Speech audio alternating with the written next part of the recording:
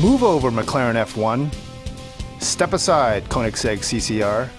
Nice try, Ultimate Aero TT, but Bugatti has you all beat. The new Veyron Super Sport makes 1,200 horsepower, 1,106 pound-feet of torque, and just shattered the production land speed record. How fast? Try 268 miles per hour.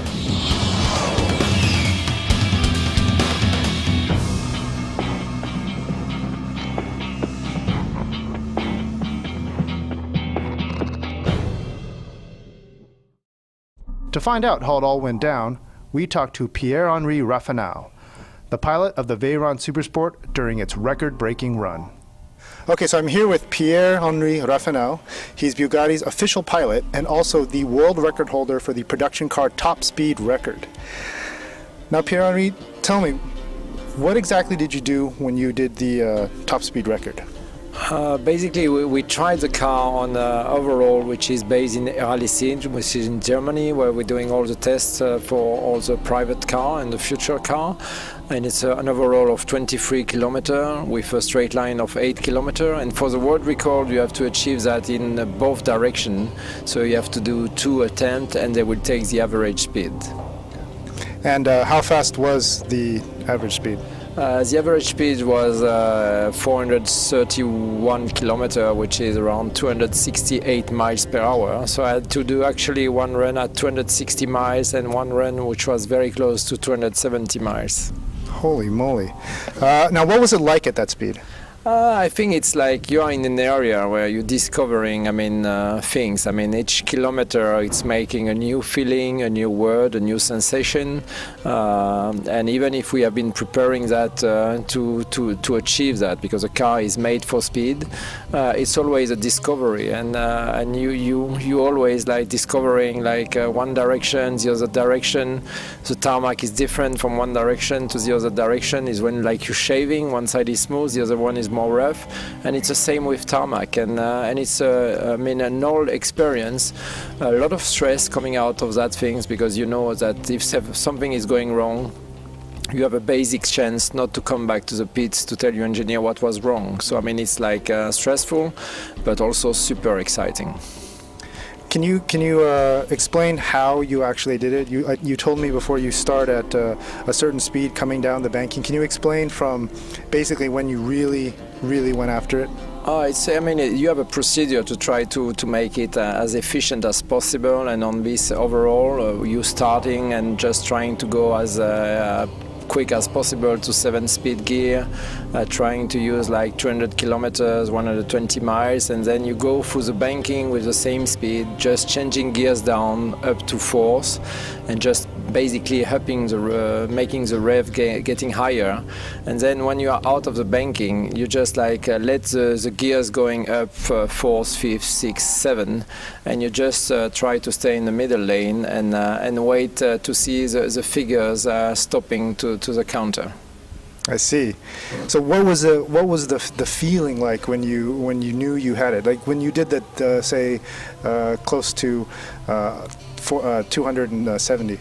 We knew anyway that we were going to beat the world record, because we beat it not by a small margin. So the margin was massive, but it was like a little bit unexpected. The speed would reach it because it was over the target. The target that our engineer and our boss was targeting was 425 kilometer plus something, and we achieved 431 average. So we were like at the highest average speed we could reach. The weather was very good, there was no wind, good temperature, everything was working well. And then we knew we were going to beat it, but not at that speed. But what is the 1,200 horsepower, $2.8 million Super Sport like to drive? We found out in the hills of southern Spain.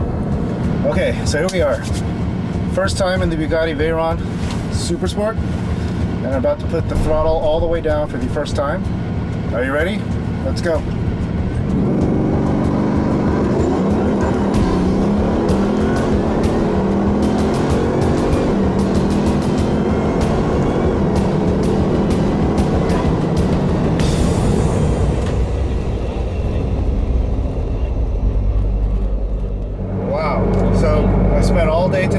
driving the Bugatti Veyron, my first time.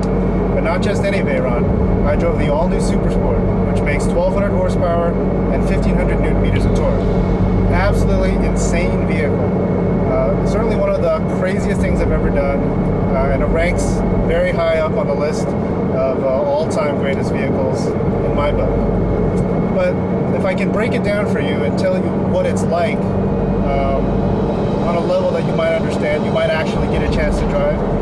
In many ways, the vehicle is like the Nissan GTR. Now, I know what you're saying. Of course, the Asian guy is going to say this one-of-a-kind vehicle is like the $70,000 Japanese supercar. But it's true. I've driven Ferraris, I've driven Lamborghinis, I've driven all sorts of vehicles. But when I first got into this car, the vehicle that most came to mind, particularly at low speed, is the GTR. Now, why? Really, it has to do with the amount of noise that's in the cabin. There's quite a bit of gear noise from the 7-speed Ricardo dual clutch. You hear it at every speed, no matter whether you're low speed or high speed. It's a constant whir in the background. It's actually a little bit quieter than GTRs, that you don't hear the gears changing or meshing so much, but the sound is there. There's also quite a bit of tire noise too, especially over rough pavement. Again, it's not bad, but over a long period of time, it could be quite draining. Your ears feel very full, and you have this constant rumble, as you just heard, from the pavement. But in every other aspect, this car really is like no other. When you step on the acceleration pedal, on the gas pedal, the thing just goes. It is absolutely phenomenal. Watch this.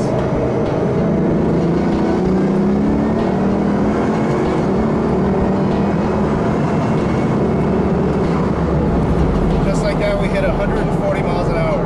Absolutely insane. Completely nutty. And this thing is capable of far more. It is the current record holder for world's fastest production car, well over 260 miles an hour. Absolutely insane. So I love it. It's very fast. It's actually very easy to drive. But I don't think I'll be able to buy one. I don't think you'll be able to buy one, because the thing costs about $3 million and they're only making 30 of them. So if you want one,